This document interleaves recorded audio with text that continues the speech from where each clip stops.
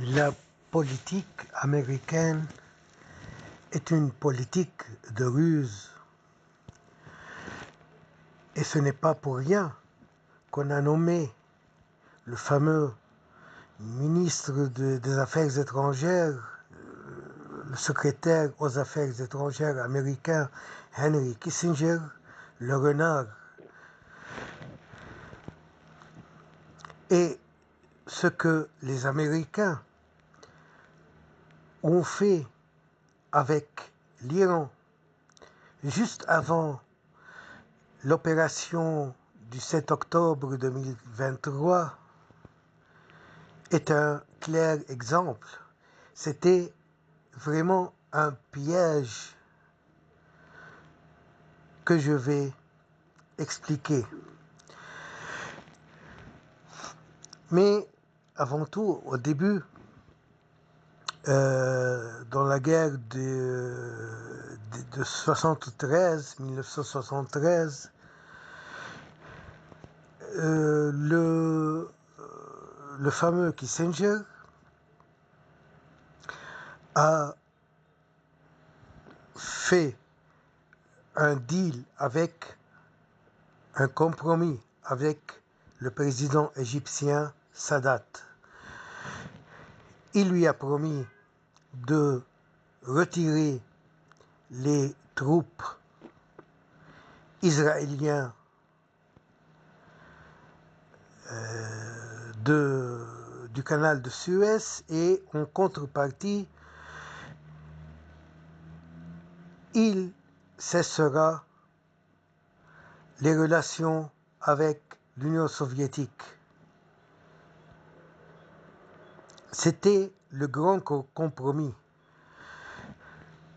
avec ces grandes lignes. Et après les guerres, ce qui s'est déroulé dans la guerre de 73, ce n'est que des détails. Ensuite, après cette guerre, on a fait l'accord de Camp David, l'accord de paix entre l'Égypte et Israël. Et le président Sadat a lancé une suggestion de paix durable et générale qui englobe tous les pays arabes, et afin de résoudre tous les problèmes arabes. Mais là aussi, le fameux Kissinger, il a dit non. Et il a appliqué sa politique de pas à pas, c'est-à-dire de paix individuelle avec chaque pays. Quant à la Syrie, il ne voulait pas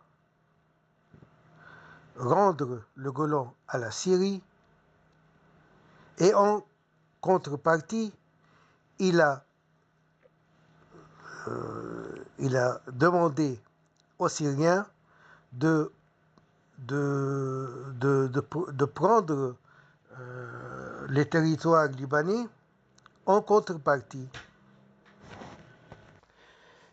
Et en plus, il a confié aux Américains la mission de frapper les mouvements de gauche au Liban et de les contenir. De même, il a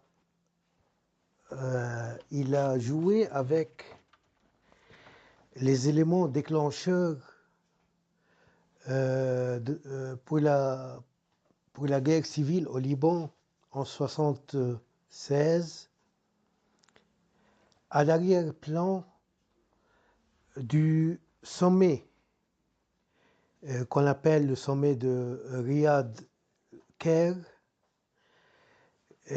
qui a concilié les trois grands pays arabes, l'Arabie saoudite, la Syrie, avec l'Égypte qui a signé des accords de paix avec Israël. Et dans cet arrière-plan, le fameux Kissinger a promis une prospérité économique aux pays arabes,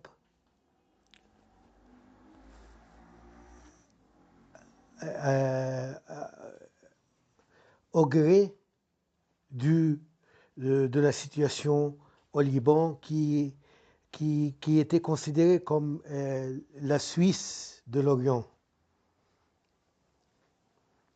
Ainsi, la vie touristique s'est déplacée du Liban vers ces pays du Grand Sommet. Et en ce qui s'est passé